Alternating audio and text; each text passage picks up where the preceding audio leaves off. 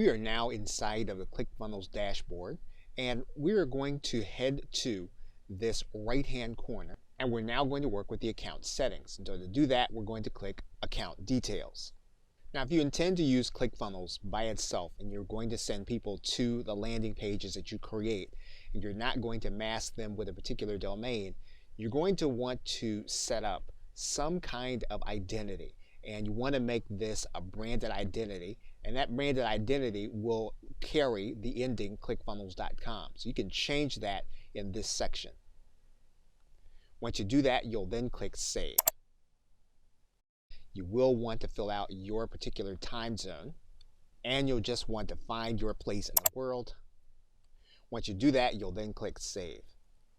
Now, if you want to earn from people clicking on your ClickFunnels banners, then you'll want to leave your affiliate ID in this area.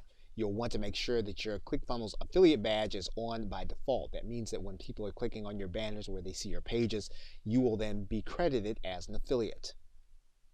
Now, lastly, you have a WordPress API key. You'll be using this when you integrate both WordPress and ClickFunnels. For now, we're not going to expand this area because this is going to be a key that you're not going to want to give to anyone. And so you'll just want to make sure that you remember that this API key is here in your account settings. Now, if you want to track your billing information, you can do it from this part of your dashboard. You'll click Account Billing, and then you'll be able to see which plan you're going to be on. You'll also be able to see your payment information and any invoices that you have had through ClickFunnels.